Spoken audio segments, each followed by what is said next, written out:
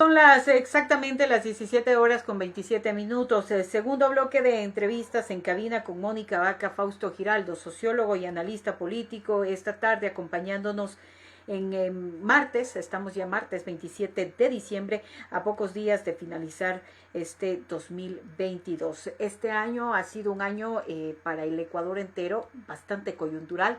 Es más, este año, si no fuera por el receso de la Asamblea Nacional, receso legislativo, estaríamos presenciando una pugna de poderes que hasta hace poco era muy evidente en cuanto a al Consejo de Participación Ciudadana y Control Social. Asimismo, en este 2022, entre algunas noticias importantes o relevantes que se dieron, es el tema de la inseguridad, una ola de violencia que no ha parado, que no ha cesado, a pesar de los estados de excepción o la militarización en algunas ciudades o provincias del país. Esto sumado, además, a la consulta popular, que también será una de las papeletas que tengamos los ecuatorianos el 5 de febrero del 2023, con dos opciones, sí o no. Y además, sumado a las acusaciones del presidente Lazo, sin pruebas, cosa rara, de narcopolíticos. Algunos los ha dicho narcopolíticos. Fausto Giraldo, analista político y sociólogo. ¿Cuál es el análisis al 2022, Fausto? Buenas tardes. Saludos cordiales, Mónica, a usted y a todos los amigos que nos observan y escuchan. Bueno, decirle primero que algunas empresas encuestadoras o de estudios han hecho un sondeo sobre cuáles son las preocupaciones fundamentales durante el 2022 de la población en general de los ecuatorianos. Y ahí se corrigen, digamos que cuatro fundamentales, exceptuando son a más de el tema de acceso a la educación, el tema de salud, el tema de medicinas, el tema de vivienda o alimentación, etcétera. Pero las más importantes que han señalado los habitantes del Ecuador son la primera, lo que usted ha señalado, inseguridad y violencia en el Ecuador, que es una preocupación que es en todo el país y en Imbabura también, que no se exceptúa porque forma parte de la estructura nacional. El segundo tema es la situación económico-social que vivimos los ecuatorianos, ¿no es cierto? Una crisis económica que ha atravesado, digamos, el cordón umbilical de la sociedad ecuatoriana y que en definitiva ha dejado a miles y cientos de ecuatorianos en el desempleo, por ejemplo, o el poder adquisitivo de los ingresos económicos mensuales no son suficientes para satisfacer las necesidades de los ecuatorianos. La tercera tiene que ver con este criterio de la crisis de gobernanza que implica fundamentalmente en donde existe una confrontación y también una metida de mano de todas las funciones del Estado, en todas las funciones del Estado. El gobierno quiere meter en la Asamblea, quiere meter en las Cortes de Justicia, en la Contraloría, en la Fiscalía, etcétera, etcétera. La Asamblea hace lo propio en el Consejo de Participación Ciudadana, el Consejo de Participación Ciudadana hace un cruce con el gobierno, con la Asamblea, la Corte de Justicia y los miles de habeas corpus que se interfieren incluso en temas de inseguridad, no digo de seguridad, nótese bien porque los habeas corpus otorgados de estas narcopandillas que existen en el país evidencian entonces ese conflicto, ¿no es cierto? La crisis institucional que existe en el país y que sí es una preocupación, no la más importante, pero sí es una preocupación de los ecuatorianos. Y la cuarta, que tiene que ver con la corrupción. No ha dejado o no ha desaparecido el problema de la corrupción en el Ecuador. Aún se denuncian cómo se sustraen o se llevan los recursos económicos. Y fíjese usted de dónde se llevan principalmente, del sector salud, que es en donde más ha existido denuncias durante la pandemia y después de la pandemia. Uh -huh. En el caso del territorio provincial y el territorio local, hay, digamos, tres elementos o perspectivas, percepciones que la población ha señalado. La una es de que los gobiernos locales no han ejecutado las obras necesarias o las más prioritarias que requieren los habitantes en cada uno de los barrios, que han hecho algunas obras, desde luego, nadie cuestiona, pero que no han sido las fundamentales. La segunda tiene que ver con el hecho de que no se ha manejado con transparencia la gestión pública municipal o provincial. Y la tercera tiene que ver con el tema de que no ha existido la participación ciudadana debida y correcta. Es decir, tres elementos o tres aspectos en el territorio local, en el territorio provincial y obviamente los cuatro que señalé en el territorio nacional. Eso es lo que evidencia. Hasta hoy hemos escuchado nuevas denuncias sobre asesinatos, sicariatos, sobre intromisión de la justicia en trasladar incluso a líderes delincuenciales de cárceles de unas a otras y también la incapacidad obviamente del gobierno de resolver este tipo de problemáticas y otras que son de su función o competencia. Fausto, si no ha podido resolver esos problemas que son tan necesarios para la convivencia ciudadana y para el desarrollo de las ciudades y provincias y que es competencia del gobierno nacional el tema de seguridad, ¿cómo nos enfrentamos a una consulta popular en el 2023? Ese es el otro tema, ¿no es cierto? La perspectiva del 2023. Vamos a un proceso electoral en el que se elegirán alcaldes, prefectos, concejales, urbanos y rurales, gobiernos parroquiales. También se elegirán consejeros de participación ciudadana y se incluye una consulta popular. Una consulta popular en medio de la confrontación implica no la preocupación ciudadana de lo que pregunte, sino quién tiene más popularidad o más fuerza en los actuales momentos. La consulta popular va a ser un referéndum para decir si es que el gobierno vale o no vale. Mientras las fuerzas de oposición del gobierno van a hacer una campaña por el no en todas las preguntas, porque no analizan cada una de ellas, sino que en definitiva la visualizan de que quien representa la consulta popular es el gobierno y entonces hay que decir no en contra del gobierno y el gobierno también va capitalizando en ese sentido o va trabajando en ese sentido, porque la estrategia del gobierno también es decir que hay que votar sí en contra de estos otros, ¿no es cierto? Entonces, ese tipo de confrontación que de hecho ya lo ha, este Fausto, que de hecho ya lo ha dicho, ¿no? Que quienes se oponen a la consulta popular o quienes van a votar no a la consulta popular solo pueden estar del lado de la narcodelincuencia. Claro, eso es un absoluto equivocado que se da por parte del gobierno y también por parte de la oposición cuando dicen hay que votar no a todo, ¿no es cierto? Yo creo que hay que hacer reflexiones particularizadas que permitan orientar a la población para que el análisis y la reflexión en la decisión del voto sobre la consulta popular tenga resultados positivos. Yo sé que la consulta popular no resuelve problemas fundamentales, ni siquiera el tema de inseguridad. Yo ya hice un análisis en particular, apenas el gobierno mocionó la consulta y este tipo de preguntas, y decía de que las preguntas sobre poner a las Fuerzas Armadas en las calles no resuelve el problema de inseguridad, porque la inseguridad es un problema estructural y de capacidad de gestión política desde el gobierno nacional. Pero es que eso no se mide, no se analiza ni desde el gobierno ni desde la oposición, porque si eso saben, porque eso saben, eso es tan claro ellos, tanto el gobierno como la oposición están claros. Pero, por ejemplo, el gobierno no aplica o no determina políticas públicas para resolver la problemática, pero resulta que la Asamblea Legislativa también se ha lavado las manos y lo que ha hecho al interior de la Asamblea Legislativa es disputarse quién dirige la presidencia de la Asamblea, quién dirige el Consejo de Participación Ciudadana, quién nombra a los jueces y las leyes que se aprueban son secundarias, no fundamentales en favor de los ecuatorianos. Fausto, pero dentro de estas 8 preguntas de la consulta popular, y me recuerda tanto a la consulta popular del 2018, la pregunta clave de esta consulta popular es la pregunta que tiene que ver con quitarle esa facultad denominadora al Consejo de Participación Ciudadana y Control Social de designar autoridades y que regrese a la Asamblea Nacional. Y en una asamblea tan atomizada como la que tenemos hoy por hoy, terminará siendo el gobierno nacional quien escoja a la próxima autoridad de control. Es que la pelea es esa. La pelea no es ni siquiera el control del Consejo de Participación Ciudadana, porque la pregunta que establece arrebatarle las funciones del Consejo de Participación Ciudadana obedece a ver quién designa contralor, fiscal, procurador, superintendentes y etcétera, etcétera, en cada una de las funciones que le corresponden designar al Consejo de Participación Ciudadana. Y entonces la pelea entre el Ejecutivo y la Asamblea Legislativa es quién elige esos funcionarios que tendrán responsabilidades durante los 5 años después de haberse realizado la consulta popular y la reforma, obviamente, a la ley que deba aplicarse o ejecutarse después de los resultados.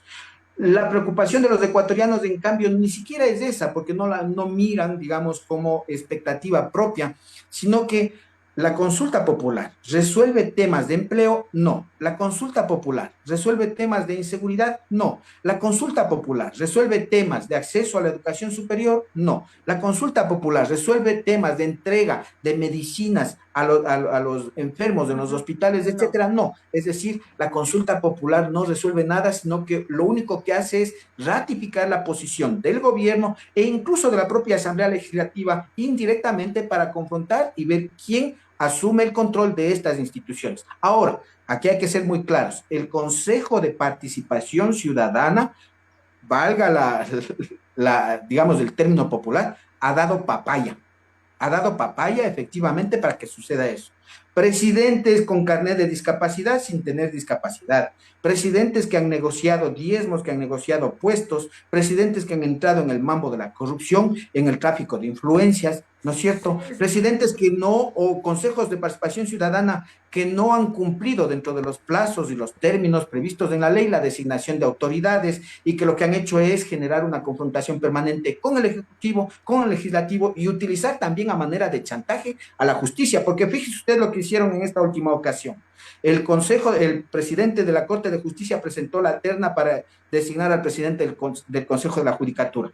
Y resulta que la rechazaron en función de toda la negociación y el reparto de la conducción del poder judicial y el poder político del Estado. Eso es lo que hicieron. Y ahora se entrampan en esos elementos desde el propio Consejo de Participación. Ese Consejo, si preguntamos a los ciudadanos en cada uno de los territorios, por más pequeño que sea, cuáles han sido las acciones de promoción y motivación para la participación ciudadana, no hay uno.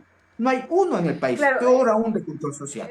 Pero en ese sentido, ese desprestigio, por así decirlo, del Consejo de Participación Ciudadana y Control Social también ha sido parte, yo digo, del boicot que le han hecho a este ente que lo que buscaba era ser eso, o sea, participación ciudadana, que no solamente es designar autoridades, sino buscar la participación ciudadana a través de veedurías, etcétera.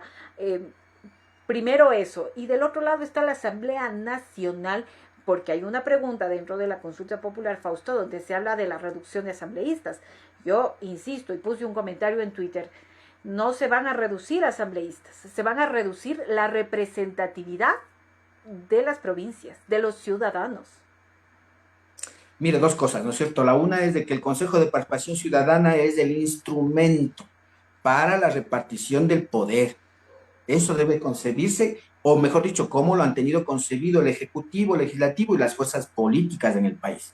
Y entonces es evidente que siendo un instrumento, todos querían controlar ese instrumento o manejar el instrumento. Entonces, obviamente que iban a generar todos los mecanismos de boicot de ese Consejo de Participación Ciudadana y su funcionamiento, y vimos cómo una mayoría de 4, después de 3, después otra de 4, etcétera, etcétera, se conjugaba en función de los intereses estas del reparto del poder. Y la segunda, yo coincido con usted, ¿sí? La Asamblea Legislativa no va a mejorar su trabajo con la reducción o el aumento de asambleístas, porque no es el número el que determina la calidad de la institución, es la condición particular de sus integrantes, las características, las perspectivas, las proyecciones político-territoriales, es decir, ¿para qué está la Asamblea Legislativa? ¿Hacia dónde debe ir y cómo debe caminar? ¿Sí? Yo en lo personal digo, nos van a quitar 2 asambleístas de la provincia de Imbabura con esa consulta popular y nos van a dejar en 2. Dos ¿Verdad? asambleístas. Entonces, ¿cuál va a ser el peso político de una provincia que reduce su representación en un órgano legislativo en el que el control político, por ejemplo, de la Asamblea va a estar en manos de provincias grandes como Guayas, Pichincha o Manabí, ¿no es cierto? Es decir, ellos van a decidir todo lo que corresponda en el país y no va a haber la representación. Hay provincias que incluso, de acuerdo a la cuestión numérica o a la representación numérica, no deberían tener ni uno, ¿no es cierto? Porque plantea que un asambleísta por cada 200 y resulta que las provincias de la Amazonía no llegan ni a 50,000 habitantes, pues. Entonces, pero sin embargo, por norma dicen que se quede el uno en representación cuando ahora tienen 2 o tienen 3 asambleístas. Claro. Yo creo que, por ejemplo, el análisis que usted hace... Hay provincias donde va a haber solo un asambleísta y eso se va a convertir en el caporal de la provincia. El análisis que usted hace de la representación es la que debe ponerse en juego, antes que decir el gobierno no vale. ¿no es cierto? En la campaña electoral sobre la consulta debería decirse qué implica la reducción de asambleístas, pero también desde los sectores de oposición o de los sectores críticos de esta consulta popular y de las preguntas, deberíamos ser capaces de elevar procesos profundos de debate sobre qué necesitamos los ecuatorianos. Porque si nosotros nos quedamos en el plano exclusivamente de sí o no, resulta que a la final se va a dar el 5 de febrero la consulta popular, la gente va a votar, se va a ganar con mayorías simples, ¿no es cierto?, cualquiera de las dos opciones, pero la perspectiva de los ecuatorianos, ¿cuál es? ¿Qué es lo que queremos nosotros para la vida en nuestro país, para mejorar nuestras condiciones de vida? Y debemos ir sentando bases en función de ello, principalmente en la población y en la conciencia de la gente, porque tampoco nosotros creemos de que debamos dejar a libre albedrío para que después se convierta en un río en el que se pesque, ¿sí? Cada quien por su cada cual, sin una proyección y solo constituyendo liderazgos personales y no proyectos políticos de envergadura que cambien las condiciones del Estado ecuatoriano. Ujú. Y todo esto, Fausto, sumado a que en el 2023, y que usted bien lo señalaba, tenemos unas elecciones excepcionales.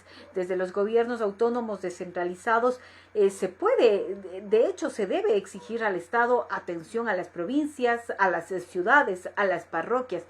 ¿Cuáles son las expectativas, hablando políticamente, Fausto, para este 2023? ¿Cómo ve este año que lo iniciaremos con una campaña electoral?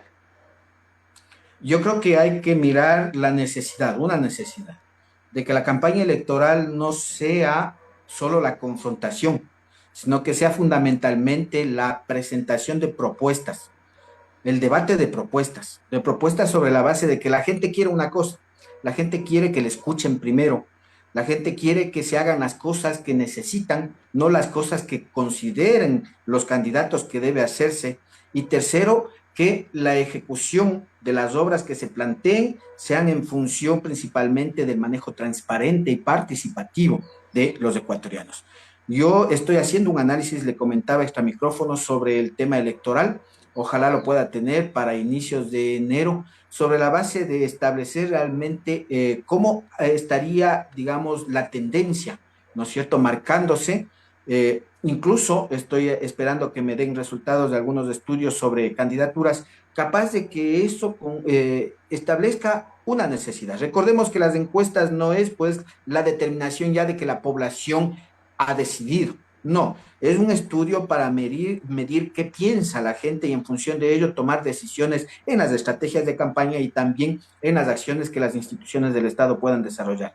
Aspiremos a que las elecciones se las manejen adecuadamente, aspiremos a que se entienda, y yo he señalado, aquí se va a jugar no solo la figura política del candidato, sino se va a jugar también el tema de la articulación. Por ejemplo, el líder de candidaturas en la provincia para prefectura debe articularse con los candidatos a alcaldes, candidatos a gobiernos parroquiales principalmente, ¿no es cierto? Porque son los referentes en cada uno de sus niveles territoriales. Y lo propio al revés, si es que la fuerza o la figura de la prefectura es más fuerte en relación territorial, debe contribuir a que sus candidatos a alcaldes acumulen y suban de nivel o estándares en función de poder obtener algún escaño o algún triunfo en cada uno de los cantones. Pero son los candidatos a alcaldes o quienes buscan las alcaldías o llegar a las alcaldías los que deben sumarles a los candidatos a prefectos. Desde luego que sí, desde luego que sí. Yo le hacía un análisis a ustedes a micrófono y le decía, por ejemplo, el caso de Lucía Pozo. Lucía Pozo es la candidata a prefecta y tiene un candidato fuerte en la ciudad de Ibarra o en el cantón Ibarra que le va a contribuir o le va a ayudar, ¿no es cierto? Tiene una candidata fuerte en Otavalo, Lourdes Altalima, que es fuerte realmente, que le va a Que son los contribuir. dos cantones que de alguna u otra manera, como dicen algunos analistas, que ponen prefecto, ojo, no estoy diciendo que los otros, o sea, me refiero al número de población. Y que sume también el tema de Cotacachi. Cotacachi, si bien es cierto, el número, el tamaño de votantes no es grande, pero le va a contribuir porque también tienen candidato fuerte. Y en el caso, por ejemplo, de Antonio Antes, si bien no es fuerte el candidato, pero sabe, es primera vez que participa en un proceso electoral, pero se escucha en los estudios entonces de marketing político que tiene un posicionamiento importante y que le va a ayudar, le va a sumar.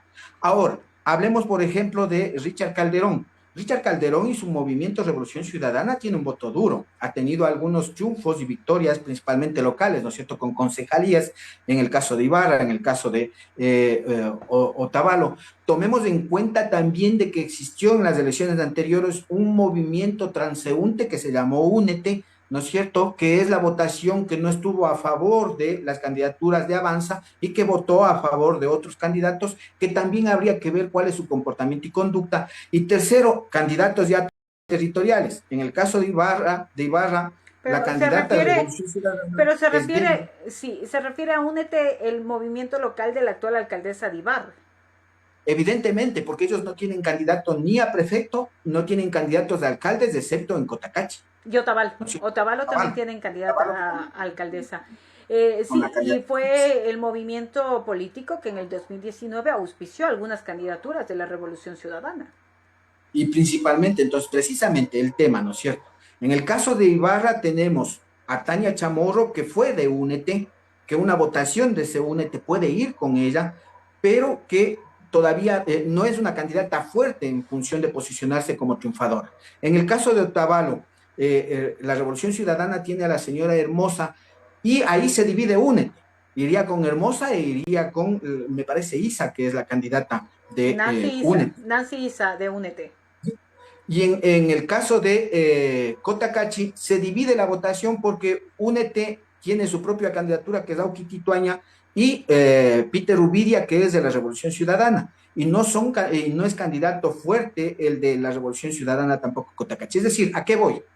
Voy a establecer que es necesario que los candidatos para realizar su estrategia de campaña o de promoción, digamos, en estos últimos 30 días, la campaña permitida por el Consejo Nacional Electoral, puedan entender de que necesitan articularse y comprender cuál es el peso y la contribución que hará cada uno de los candidatos a alcaldes para la prefectura y viceversa también. Porque si bien la candidata Hermosa, por ejemplo, no es fuerte en Otavalo, pero Richard Calderón tiene un posicionamiento que puede contribuir a ayudar a la votación de Hermosa. Es decir, es de ida y vuelta en realidad este proceso, tomando en cuenta de que, claro, los candidatos más cercanos a la población son los que tienen mayor apoyo o aporte a la votación de las prefecturas. Pero ya de entrada creería que tienen un voto duro del expresidente Correa. Mire, yo no he negado nunca de que la Revolución Ciudadana tiene un voto duro. No he negado nunca. A mí me parece de que quienes quisieron hacer eso no entendieron muy bien cuál era la afirmación que tenía el pensamiento correísta en el territorio provincial. Yo creo que tienen voto duro.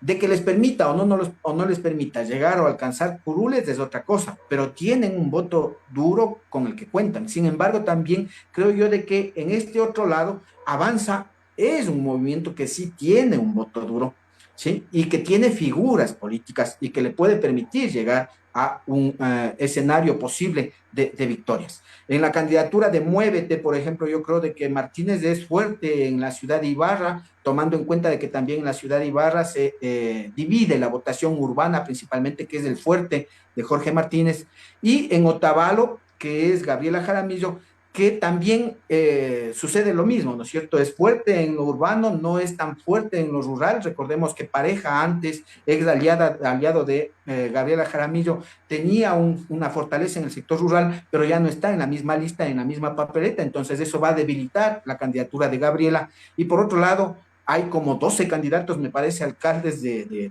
Otavalo, que en definitiva van a dividirse o repartirse la votación urbana. Entonces, esos elementos también juegan en Claro. este escenario territorial. Además de esto, sumado a los debates, ¿no? Ibarra, por ejemplo, tendrá, bueno, las candidaturas, de hecho, las alcaldías, donde será obligatorio los debates electorales organizados desde el Consejo Nacional Electoral, tendrán 2 días de debates. El caso de Ibarra tenemos en un grupo, en el bloque 1, a Marcela Paredes, a Juan Arias, Álvaro Castillo, Marco Nicolalde e Hilde Herrera. Y en un segundo grupo tenemos en el bloque 12 sería Aquí está, Edwin Toaquiza, Otto Ayala, Edwin Ruales, Tania Chamorro y Freddy Esteves. Sí, esos debates Va a estar pueden ayudarnos a interesante. clarificar.